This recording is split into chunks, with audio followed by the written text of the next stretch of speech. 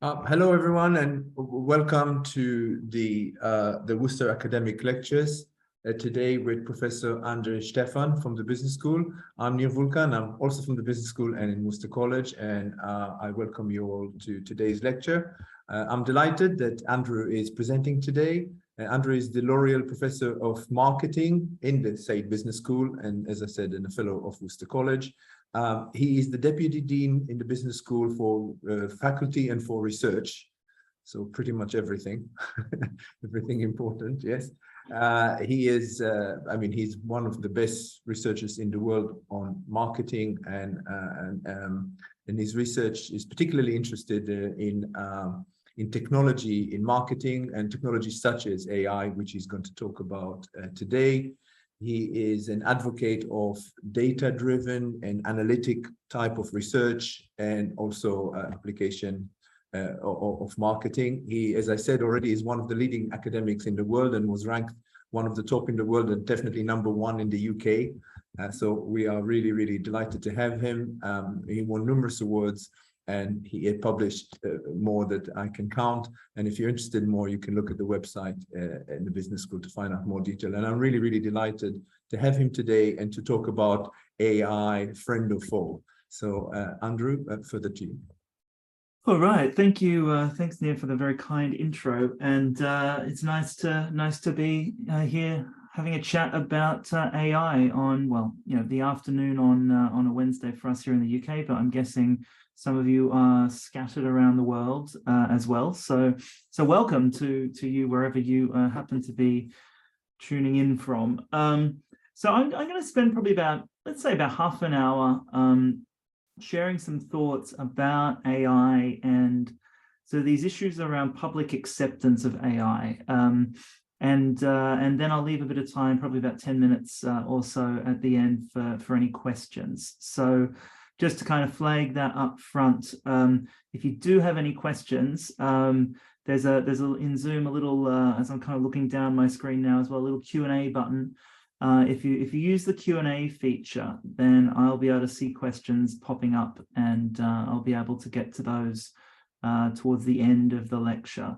And apologies also in advance if I don't get to everybody's questions. I'll do as much as I can in the time, but always, if anybody's interested in reaching out further because you're particularly interested in something I happen to say, or an area of expertise that you have that's relevant, then I'm always happy to continue the conversation offline, or separately. So I guess that's the open invitation to please do reach out. My contact details are up there on the university websites and the business schools. So please do contact me. Okay, so let me kind of get started here, and there's lots that we could talk about when we talk about AI, and my interest in AI actually comes from doing research on, I guess, what we used to call statistics, and then business analytics, and then machine learning, and then we sort of wrap it up in this sort of umbrella term of AI nowadays. And it's really interesting because it's a constantly changing field, and it's a very interdisciplinary field. So for me, I'm a marketing professor in a business school, which could mean lots of different things. But particularly for me, I tend to work at the intersection of individual psychology, economics, and sort of wrapped around with technology. So sort of the intersection of those things. But as we know, there are many other issues with AI that people in other disciplines look at, such as ethics, privacy, cybersecurity, other sort of business-related questions around, say, business models and supply chain and operations and all sorts of things. So I certainly don't profess to be the expert on everything in such an interdisciplinary area. But I do a lot of work really around sort of, I guess, the way that people engage with technology, and with AI being one of the increasingly defining technologies of the current age. How people engage with different types of AI systems is something that is very sort of in the focus of the work that I've been doing in recent years. Also at the business school, at the Side Business School in Oxford, we started a few years ago an executive degree program, what we call a diploma, on AI for business, for people to come and study applications of AI in business and government. So we've sort of created that program and built that over the last couple of years as well. So a little bit of background there. For me, also by means of introduction, as Nir said, I'm the L'Oreal Professor of Marketing at the Side Business School, and a professorial fellow at Worcester College. I also have the Deputy Dean job at the Business School and run a research centre called the Oxford Future of Marketing Initiative. So you feel free to Google around and look up any of those other things if they may be of interest. But my background actually, incidentally, comes from engineering. I grew up in Australia, studied engineering, worked as an engineer, and then got interested in business and economics and psychology, and ended up being a marketing professor at Oxford. So that's sort of where I'm coming from, and in case you wonder about my accent. Okay, so let me dive into a brief history actually about AI, just to kind of warm us up, because actually, we talk about this as this big new thing, and it's certainly, hard to not find people, writing about or talking about AI certainly in the press these days. It's hard to open up a newspaper, or I guess a newspaper app, without coming across stories about AI in one way or another. So it's certainly very, very, very topical, and has been for the last few years. But actually, the concepts around this notion of, could we, have machines do things that look intelligent, that look like they replicate human intelligence, goes all the way back, believe it or not, to Greek mythology. If we want to go really, really, really way back. And actually some of the early ideas around robotics and automation go back that far as well. But if we kind of come into the modern era, at least, here's just a slide of, in some sense, a timeline of key events, I guess, in AI up to the end of the 20th century. And just a couple of things I want to highlight here before we talk about kind of current issues, is really, it goes back, the modern sort of notion of AI, certainly as an academic discipline, and then as that gets commercialized, really goes back to 1956. There was an academic conference at Dartmouth College in New Hampshire, in the northeast of the US, where some academics came together to talk about this new field called artificial intelligence. And they called it back then the science and engineering of making intelligent machines. And you may be wondering to yourself, well, what defines intelligence? And certainly, I'm sure back in 1956, what they thought might have been intelligent could have been quite different to what we imagine and can see nowadays. But this notion about machines doing quote unquote intelligent things, and that being a science and engineering behind it, goes back to the 50s. And then there was a lot of interest in that. So there was investment by the US government in particular to fund research projects in places like MIT and so on. And it would generate a lot of what were called grandiose objectives at the time. And I highlight this because it's hype. And once you have inflated objectives or hype, there's often that sort of reset or reckoning that comes. And they called it the first AI winter, which occurred in the 1970s. But basically, investment got pulled out of it. Government and private sector investment got pulled out of it because back in the late 1950s and throughout the 1960s, there were all these high hopes being established about what's possible, and that just didn't come to fruition. So there's a lesson, I guess, to learn from the history there for those of us in this field, or those of us putting our hopes on this field in other fields, whether that be business or the health sciences or anything really. So we have to sort of try and split out the hype from reality, which we'll come back to when we get into talking about sort of what are people worried about, or the sort of the friend versus foe type type idea. So anyway, so grandiose objectives, didn't meet those objectives, led to the so-called AI winter in the 70s. Then actually things moved to Asia, particularly Japan. Things started picking up again with robotics as well as AI, so making physical intelligent machines, if you will. And again, government investment often driving this, at least getting things started before you see the private sector coming in. And then as we kind of go towards the end of the last century, you have things, like IBM's,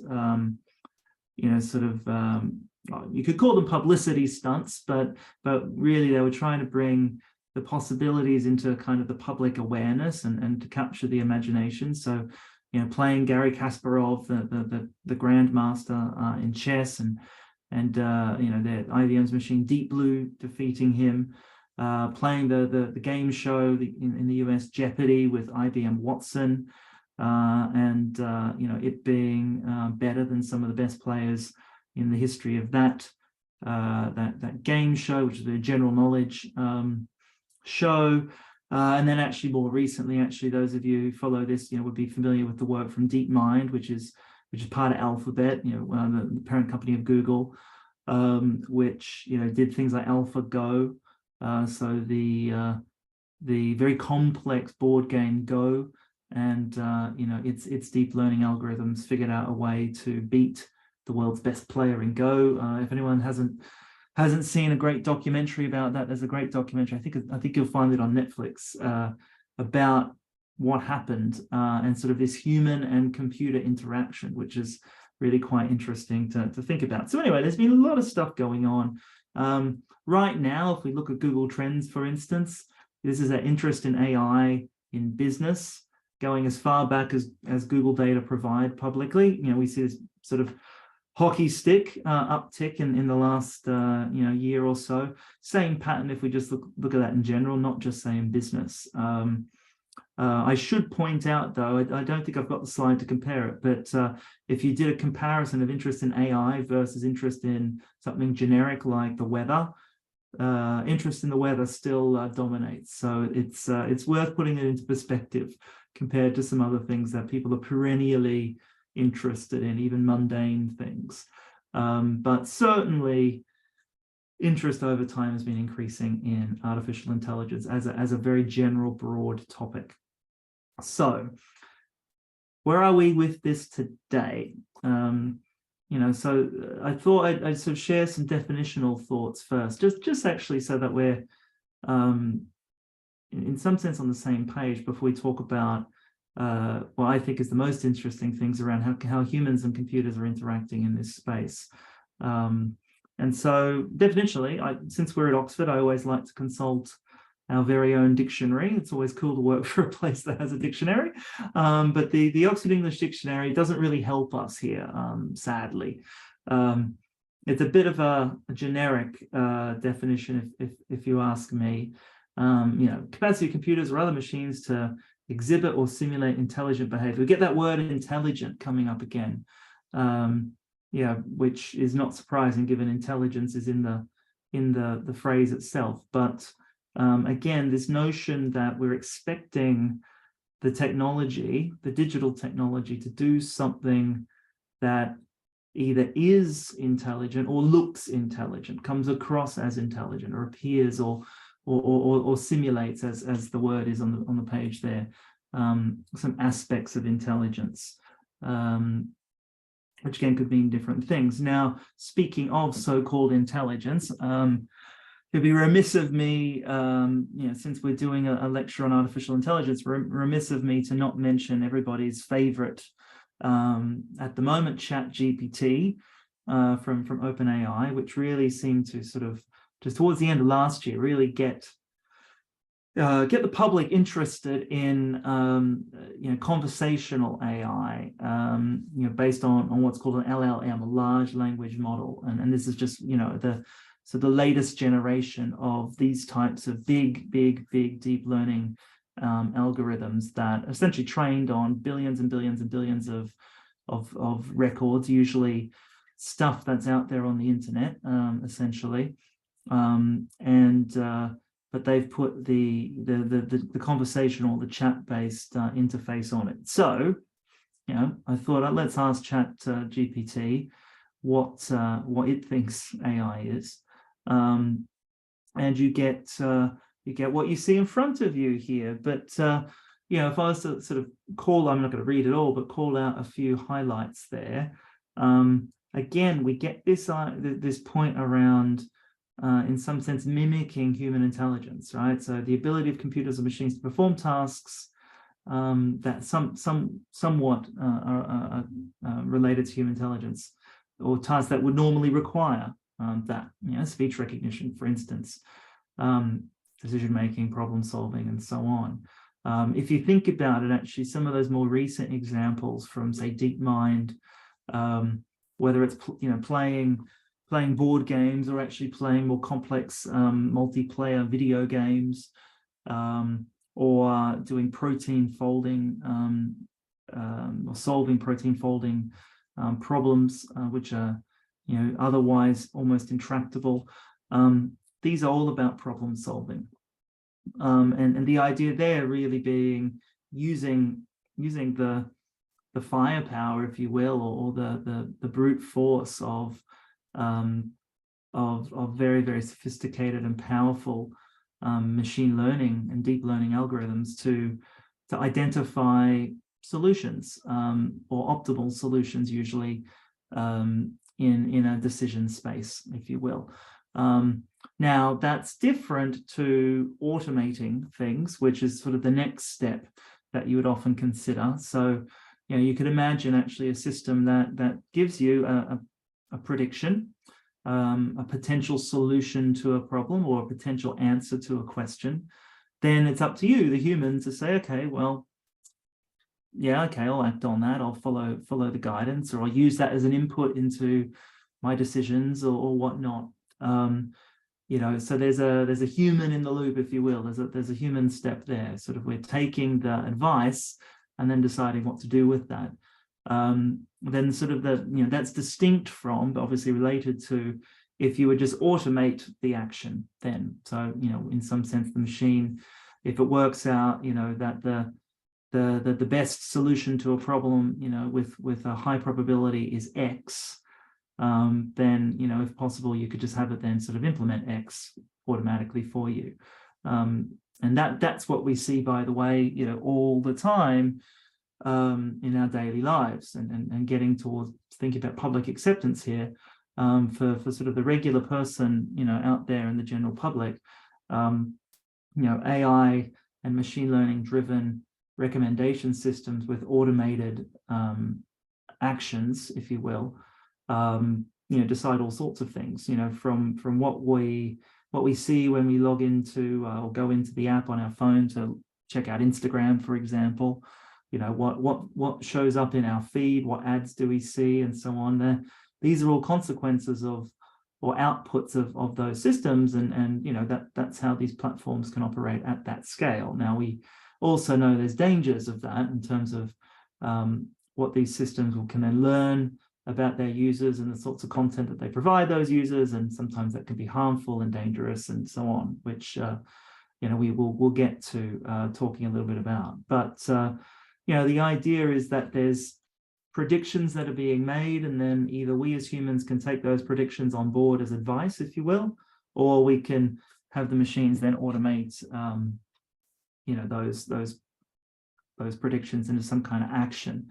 I think another point here, just while we're on it, is this notion about mimicking human cognitive functions. And that's actually, if you go all the way back to the history, back into sort of the mid-1950s, 1956 in Dartmouth in New Hampshire, that's a lot of what they were sort of thinking about. And actually, the algorithms, if you think about neural networks, the sort of the concept there is cognitive function. And so there's always been this aspect of, can you, in some sense, codify the human brain, or different systems within cognitive elements of what we do, and turn that into a computer system, essentially. So there's that notion of mimicking human systems or human abilities and I guess, our wiring, so to speak. So anyway, so there's lots there, and then the algorithm here tells us that it could revolutionize many industries and so on and so forth, but there's ethical and societal questions. So I guess that's a balanced definition. But anyway, so let's think though about what's scary here. And this is where I get particularly interested in my research, and also some of the teaching and programs that we do around AI for executives, for business leaders, for government leaders, and at the business school, is essentially sort of helping people become experts. So what's possible and not possible. In other words, cutting through the hype to get to the reality, and in some sense the art of the possible as opposed to the impossible and the science fiction. But then the other aspect, or the other sort of track in parallel to this, is to figure out, well, how people, again, if we sort of think of the layperson, the regular member of the general public, how do they feel about these sorts of things? How do employees in a business, for instance, think about AI systems being embedded into their processes, their work? What's going to impact essentially the adoption of these tools and systems in society at large, in people's sort of personal day-to-day lives, and in their professional and work lives. Because I think if you're certainly thinking about designing these systems or implementing these systems, and thinking about all the good things that effective and efficient things that could be done, there's the human element at the end of that chain, if you will.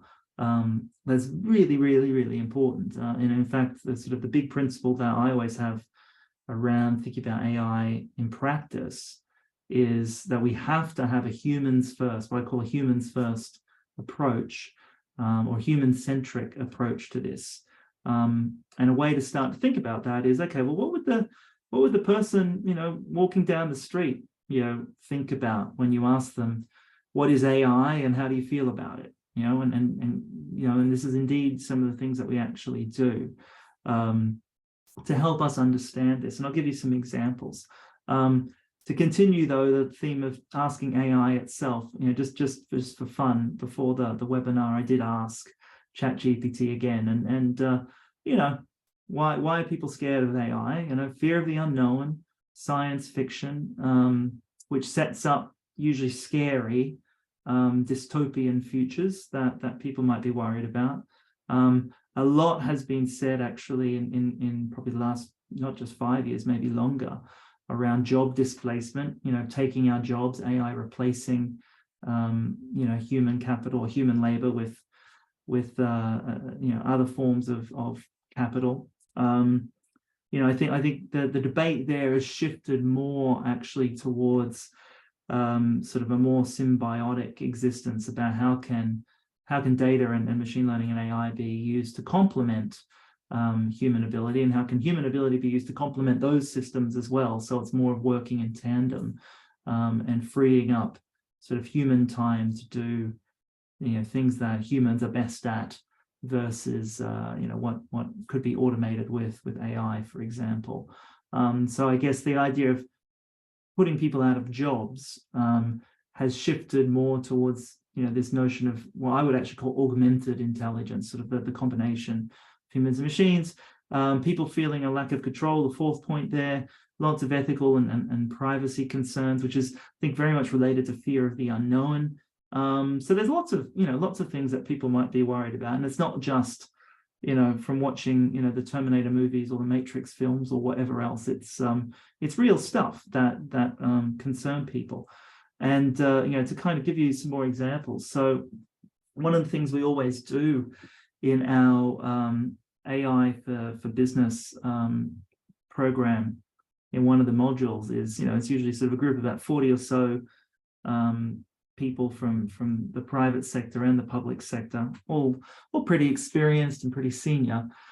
I let them loose onto the streets of Oxford to go and spend an afternoon asking people wandering around, what they do think of AI, and are they scared? Are they excited? What are their impressions?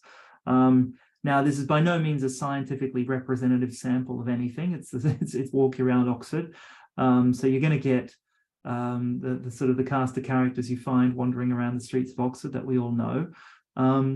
But you get some really interesting observations even from that. And I've sort of put a summary here on the slide.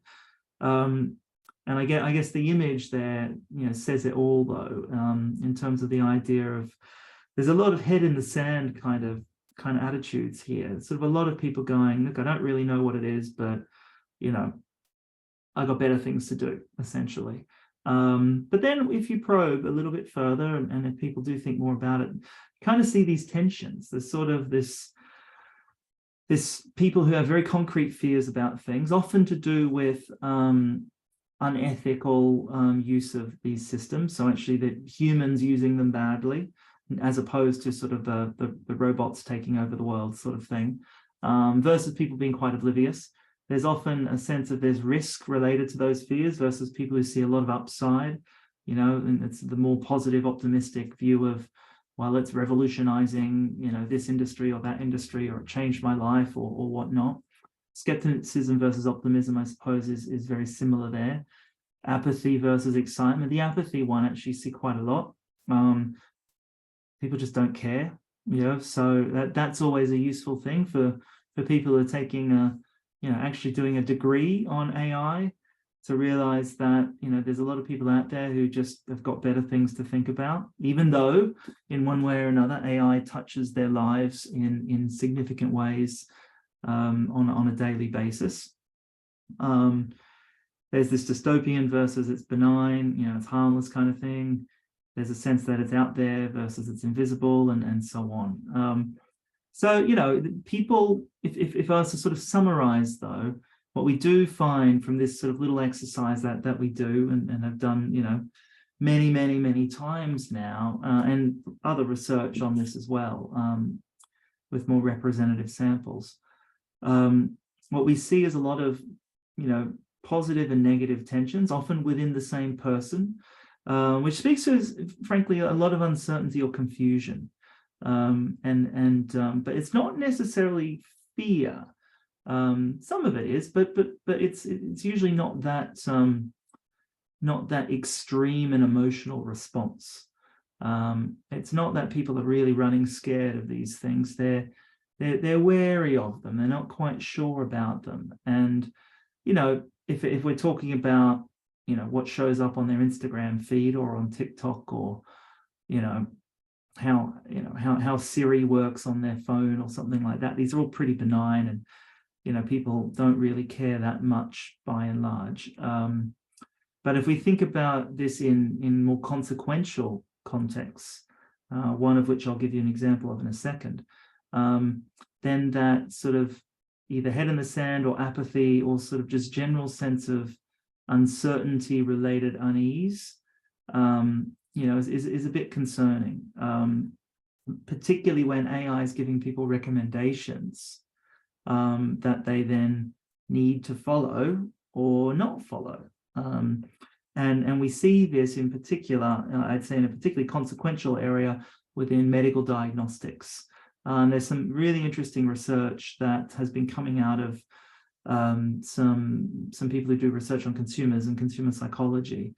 Here's just a couple of examples, not my own research, but I'm the editor of the journal that's published some of this stuff. So I thought I'd share it because it's really interesting around resistance to medical AI. And if I sort of set up the problem that people face, it's usually sort of this.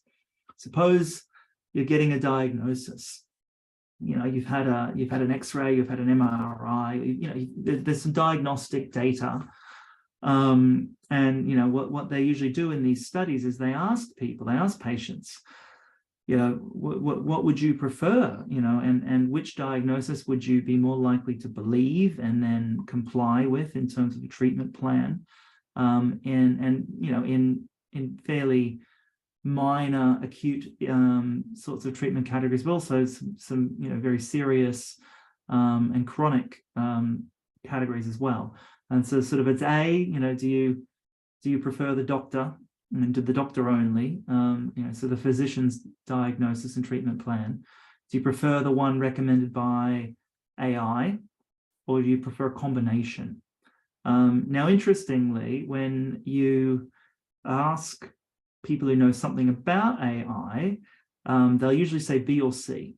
They'll say B. If they say B, it's because they're like, well, suppose you're scanning images for early stage evidence of skin cancers, for example. So images of someone's arm, for example.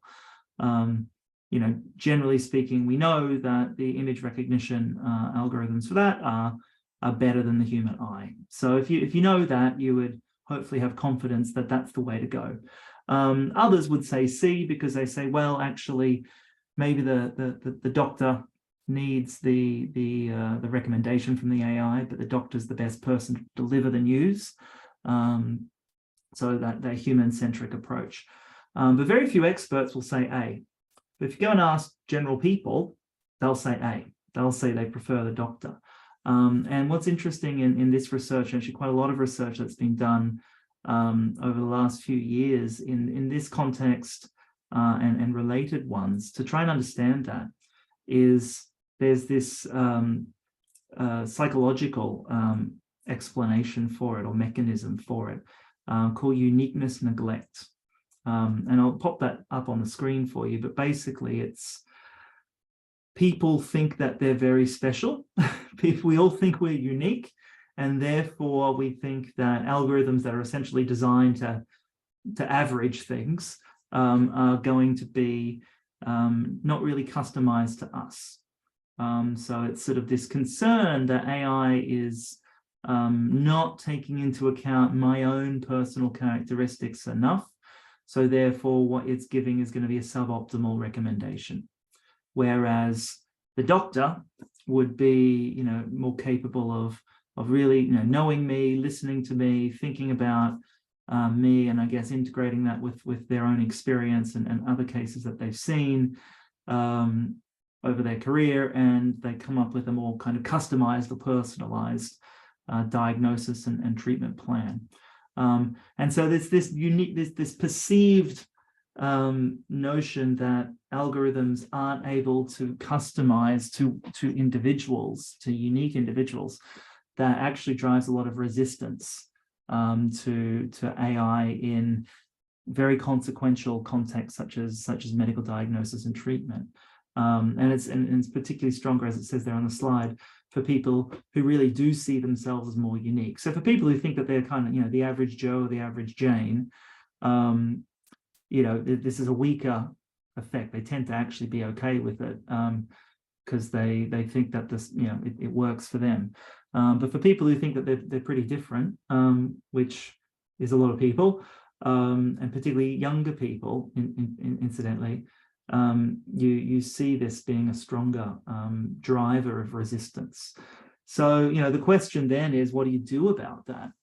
And I'll sort of use this as the final point before I do a few questions. The jury's still out. This is now a field of research in certainly in sort of consumer psychology, as well as healthcare, as well as AI more broadly, and human-computer interaction. So a lot of disciplines are now trying to understand, not just how to get people to adopt these tools, but how to not resist them when they're given to them. Because say in medicine, you might not get to choose, do I get the doctor or the AI? It might just be the AI that's providing something, but you do get to choose if you follow the treatment, or if you take the pills, or you go and get the medicine, so to speak. So compliance and not resisting can be very important in a lot of these very practical domains. So what do we know already? Actually working on some very early stage research related to this, around sort of basically seeing how much you can do, or how far can you get if you just educate people and explain things a bit better. And to some extent that works, but the more complex these systems and algorithms get, the harder it is to explain to people in easy to digest ways. So you can only get so far with education and explanation. You do tend to find that just increased familiarity helps people. So I guess it's sort of overcoming, if there's a fear, you're overcoming that fear, sort of, you clear the hurdle, so to speak. That can help. But this is an open area of social science at the moment to look at this, in particularly in important consequential domains, to get people to accept it. But we looked at the medical example, but actually a good example, one of the students on our program is in the military, in the British Army, and is heading up a research unit on AI-based recommendations for the battlefield. And his biggest problem is not in having the systems work well. It's to get the commanders to pay any attention to sort of the recommended actions, because they just they're like, well, I'm experienced, I've done it this way, this is how we do it, we've learned this over many years and of study and so on. So even experts can sometimes resist this, not necessarily because they think that it's going to take their job, they just don't trust it to be right all the time, so to speak. So I think repeated use is very helpful, but in terms of solutions, it's going to be a combination of things, and it depends on who you're trying to deal with. Is it the layperson? Is it the expert? Is it someone else? So it's an open area of inquiry, and something that's keeping many of us as researchers busy for years to come, I think, as we see evolution here. So that is pretty much it for a very quick whirlwind of this topic. Hopefully that was interesting. I know there's a couple of questions that have popped up in the chat, so I'll just take off the slides now and look at the Q&A and offer a few thoughts there, just to kind of close us out. So thank you for those of you who popped some questions into the box. So first of all, Harold has asked, can sufficient server capacity be made available to cope with widespread use of AI?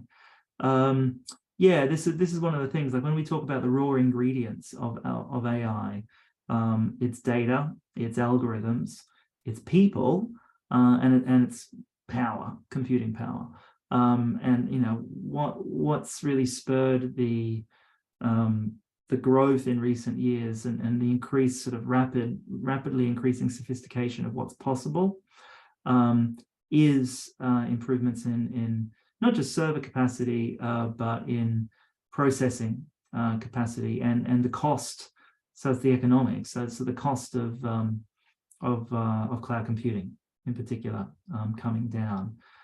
So it's always in some sense a bit of a cat and mouse, or trying to be one step ahead. But this is where the big technology companies really have been investing, is in computing capacity to do all of this, whether it's Amazon or Microsoft or Google or whoever else.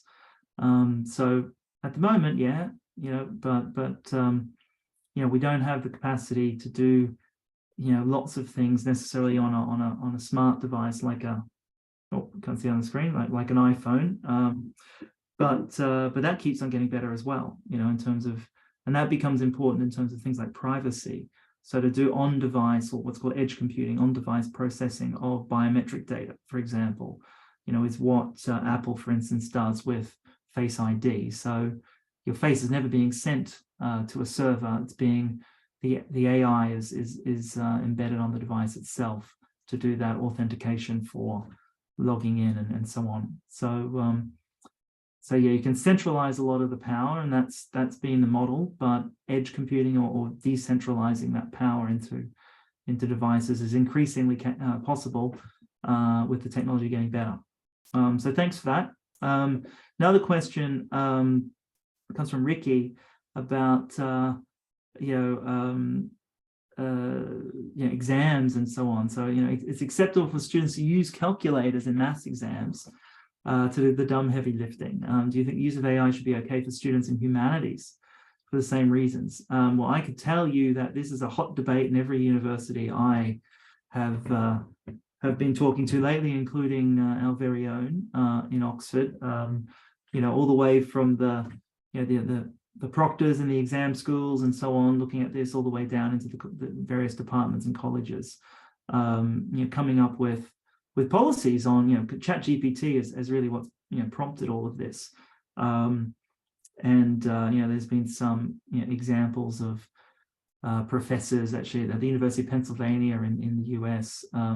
It was reported that in the business school, in the Wharton School of Business, actually, a professor kind of gave the exam question to ChatGPT and spat it out, and then gave it to someone who was marking that exam, blind to the fact that it came from the AI.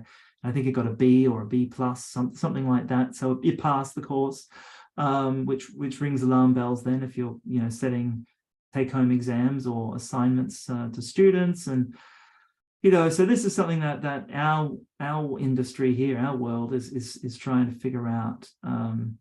And what it really does is means we've got to be more creative about the types of assessment that we design, that we set for people, so that it requires their true human intelligence and not just being able to type something into a box. So I think these tools, just as you say, with calculators being used in exams, one day, these tools or versions of these tools may well be usable in exams if we can put the right sort of boundaries around them, so that they're used for the right purposes and not for what we're actually trying to assess. So watch this space. Thanks for the question. And just a couple more in the next few minutes before we wrap up. Maisie says it's interesting to see the AI option portrayed as a robot head in the diagnosis example. Do I think the portrayal matters? Would results be different if you showed a normal looking computer or tablet? Yeah, we wouldn't, if we do that research, show that. But funnily enough, actually, in just, I'm sure some of you do this in PowerPoint. PowerPoint picked that, from text when I, wrote AI. It recommended an icon for its design ideas of a robot head. So that's me being lazy, perhaps using AI to help design some slides. But the broader point here is a really good one. How do we frame these things? It actually goes back to, in some sense, science fiction and fears that people have from when we interview sort of the people on the street. Popular press, science fiction, movies, TV shows usually paint a pretty negative dystopian picture. And that's what captures the imagination and sort of unconsciously sinks in. So the framing of these things is really, really important. And that's why actually I like to use the term augmented intelligence to frame it as it's machines, if you will, augmenting humans, and it's a team effort, so to speak, as opposed to anything else. But yeah, this is the marketing professor very much agrees with the sentiment there that the way we brand AI is actually really, really important. Thanks for that question. A couple more here have popped up. So I'll maybe just quickly do two more, and then apologies to those if I don't get to them. So Dan has posted a question about B2B marketing. So I guess near and dear to me as a marketing professor. Any thoughts on how AI tools such as ChatGPT and others will impact that? I think in marketing in general, not just B2B, all of these tools, which we call generative AI, whether it's text generation or image generation, algorithms like DALL-E 2, if you're familiar with that, are really impacting content generation in marketing contexts. So in B2B, that might be generating content for a sales team to then go and use to have as collateral to have a conversation with someone. Might actually be interacting with a chatbot. Maybe it's a way to do customer service in a B2B context or a consumer context. So yeah, generative AI is definitely something that we're seeing a lot of experimentation around, sort of at the, I guess, at the high end of town. So big global brands and big companies and their agencies, their advertising and media agencies experimenting here. But then lots of startups now. I'd say probably every day I come across sort of an ad or a sales email from a startup that basically says they're an AI company that will generate content for me to develop sales leads and whatnot. So the automation of those processes, I think, is a healthy domain for experimentation. I would still contend that we need to make sure that humans are involved in those processes, because what ChatGPT spits out for you is not going to be perfect. But it might be a really helpful starting point that you can then, go and edit and adapt and whatnot. So in some sense, I see this as more early stage and say a content generation process where it helps you, it helps you avoid starting with an entirely blank sheet of paper, so to speak. But lots of good experimentation there. That's pretty interesting. Thanks for the question. And I'll just do one more, which I think I'll do from Will. Question is, do you think a high-level AI ethics regulator would be beneficial? And might that help ease public concerns about AI? This is a question that I get asked quite a lot. Governments are certainly looking at this. It's on the one hand, the answer is, yeah, I think it would help. But that would require the ability to have some established sort of set in stone principles here, which, there are some established ethical AI principles that, actually we've got a lot of philosophers working in Oxford, ethicists and philosophers, who work on these principles and help governments and the tech companies with these sort of frameworks.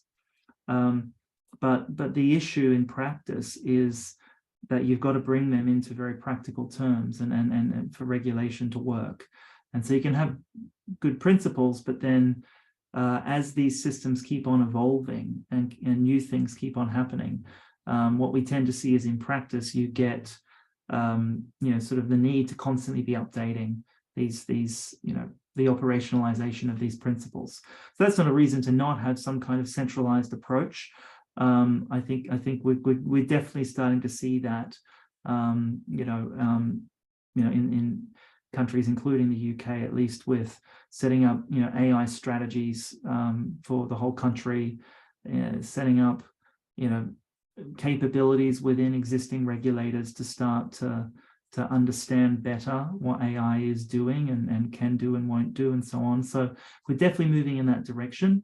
And I think that could help. But the reason I sort of hesitate is if the goal is to sort of win over the public and build trust, we're then into building trust in institutions, which is never an easy thing to do. So it's going to take time, but I would say, Will, that's definitely the direction of travel. All right, so Nir has reappeared, which I think is my signal to wrap this up. But look, thank you everybody for those questions. Thanks for joining today. Appreciate you taking the time. And if anybody wants to follow up, by all means, do reach out on email, and I'll get back to you. Thank you very much, Andrew. We really enjoyed your lecture. It was thought-provoking. It was excellent, as you can see from the participation, the questions. So thank you very much. And thank you everyone for turning up today. Just a quick reminder that our next talk in the series is in May 11th, and it will be Michael Droulet, who will be speaking about something completely different, environmental sustainability in 19th century France. But you will get an email noting you for that. So for me and from the development team, thank you very much and a good night.